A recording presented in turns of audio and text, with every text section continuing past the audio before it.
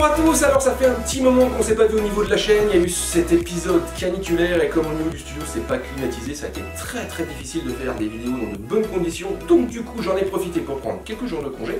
Alors on va reprendre un rythme, ça va s'accélérer, il y a la rentrée qui arrive, il y a pas mal de petits projets, je vous en reparlerai. Au niveau de cette vidéo, alors je fais suite à une petite photo que j'ai postée sur Facebook, j'ai reçu un paquet mystère bien emballé avec aucune référence, je savais pas trop ce que c'était. Et donc du coup, comme vous l'avez vu au niveau de l'introduction de la vidéo, eh ben, il s'agit d'un pack qui s'appelle Orbi, c'est signé Netgear, c'est composé donc de deux appareils que vous avez là. Alors c'est tout beau, tout mignon, tout rond.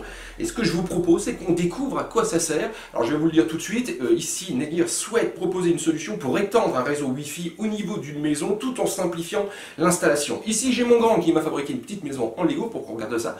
Et au niveau de la vidéo, on va s'attaquer au bundle, on va regarder ce qu'il y a dans la boîte. On va également regarder la mise en place et on finira avec quelques petits résultats par rapport au domicile où je me trouve. Là c'est une vieille maison avec des vieux murs, 80 cm, 2 étages avec une véritable dalle entre les deux. Donc vraiment on va dire un environnement qui ne va pas favoriser un bon réseau Wi-Fi. Au niveau de cet Orbi, la référence c'est que je ne me trompe pas, AC2200, on le trouve aux alentours de 250 €.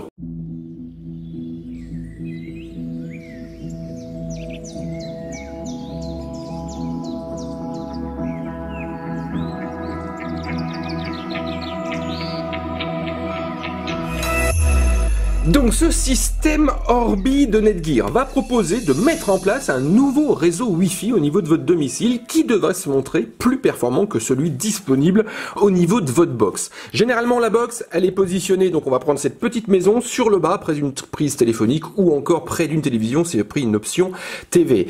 Elle aura le rôle de distribuer donc une connexion Wi-Fi pour que différents appareils puissent se connecter à Internet. Et aujourd'hui il faut reconnaître qu'il y a pas mal d'appareils qui se connectent. Donc on a par exemple les télévisions connectées, on a des ordinateurs portables, il y a les tablettes, il y a les smartphones, on a également les consoles de jeux. Donc du coup, tout ce petit monde, en plus avec une structure, puisqu'on n'habite pas tous les mêmes maisons particulières, s'il y a des murs épais, s'il y a un étage, peut être mis à mal. Et là, l'objectif de Netgear avec Orbi, c'est d'apporter une solution qui se veut dans un premier temps très facile à mettre en œuvre. On récupère deux modules que vous avez devant les yeux. Au niveau design, c'est assez similaire, même quasiment identique, à une seule petite différence, puisque sur le haut, on a une couleur particulière pour identifier le routeur du satellite. Dans les deux cas, donc c'est tout rond, c'est tout beau et tout blanc. Donc ça permet de prendre place très facilement dans différents environnements et surtout de se faire oublier. Au niveau du bundle, donc on va retrouver deux adaptateurs secteurs que voici, qui vous permettra donc de les mettre sous tension. Et on retrouve également un petit câble RJ45 de 1,5 m au design plat. Alors à quoi sert-il? Bah, tout simplement, on va même attaquer tout de suite la mise en place.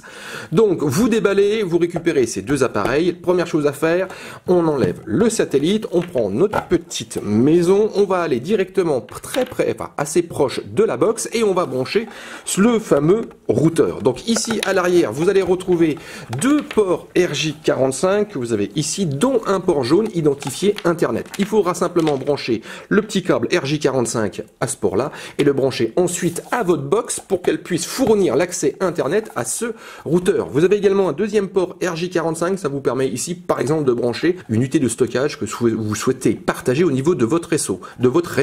On retrouve un bouton Power, une petite fiche secteur et un petit bouton synchronisé qu'on va retrouver également au niveau du satellite. Ça, c'est si vous avez des petites difficultés à établir la connexion entre les deux appareils. Donc une fois qu'on a simplement branché le routeur à la box, on le met sous tension, on pose le tout et on ne touche plus rien. Ensuite, on se déplace, on prend les escaliers, on va se retrouver à l'étage, donc soit dans une chambre ou alors directement sur un couloir. On va mettre en place ce fameux satellite. Celui-ci, au niveau de sa connexion, reprend la même idée, assez simple. On branche simplement la fiche secteur, on le met sous tension et on attend. Vous retrouverez également deux ports RJ45 si vous souhaitez, là encore, soit brancher directement un ordinateur portable pour avoir une connexion filaire, ou alors vous pouvez brancher un périphérique que vous souhaitez partager sur votre réseau. Et vous retrouvez retrouver, je vous en parlais, donc ce petit bouton synchronisé. À partir de là, ces deux appareils vont essayer tout de suite de se synchroniser. Ils vont établir une connexion dédiée à leur bon fonctionnement, donc à établir un dialogue entre eux. Et cette connexion n'est absolument pas utilisée pour fournir un Wi-Fi, donc un accès Internet aux différents périphériques qui souhaitent accéder donc au web. Eux, donc pour accéder au web, il va falloir que soit ils se branchent au niveau du routeur ou encore au niveau du satellite, et tout ceci se fait automatiquement. Au niveau, donc une fois que tout fonctionne bien, vous avez une aide visuelle vous permettant de le savoir. Donc ici, normalement, dans les deux cas, quand vous les mettez sous tension, vous avez une petite lumière blanche qui va se mettre à clignoter. Elle deviendra fixe une fois que le routeur aura chopé la ligne Internet, et vous aurez au niveau du satellite une lumière bleue vous indiquant que la connexion avec le routeur est bonne. Si la connexion est un peu défaillante, dans ce cas-là, on passera à l'orange. Il est préférable de rapprocher le satellite du routeur, et si vous avez un magenta, ça veut dire que la synchronisation c'est pas faite. Dans ce cas-là, il faut encore rapprocher le satellite du routeur et appuyer dans ce cas-là sur les deux petits boutons que vous avez sur le bas, synchroniser. Une fois que ceci est fait, normalement, n'importe quel périphérique peut accéder au nouveau réseau. Alors ici, pareil, pas de panique, vous avez ici dans le bas l'identifiant de base du réseau établi. Bien sûr, il est possible de personnaliser tout ce petit monde, soit au travers d'un navigateur, si vous utilisez un PC, ou alors vous pouvez également utiliser une petite application sur smartphone qui vous permettra donc d'accéder au réseau et d'avoir accès à des options pour pouvoir paramétrer certaines petites choses comme le nom du réseau par exemple, ou encore le mot de passe. Au niveau donc des performances, j'ai fonctionné donc chez moi tout simplement. On a une vieille maison, je vous le disais, on a des murs très épais et un double étage. Ici j'ai utilisé un ordinateur portable et j'ai transféré des données directement avec un NAS branché sur le routeur qui est ici. Alors là, au niveau des débits, au niveau lecture, j'arrive à une moyenne de 20,1 MO par seconde, ce qui est plutôt pas mal puisque, comme je vous le disais, la maison n'est pas optimale pour une bonne connexion Wi-Fi.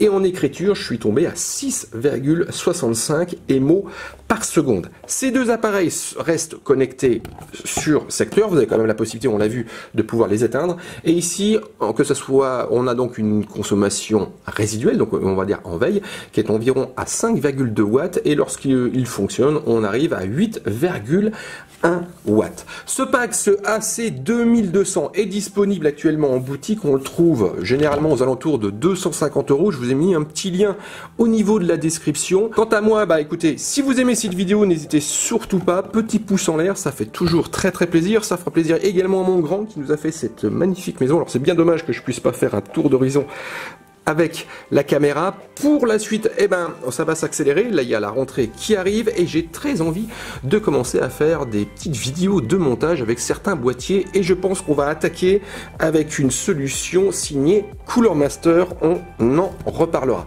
Donc moi, je vous dis à très bientôt.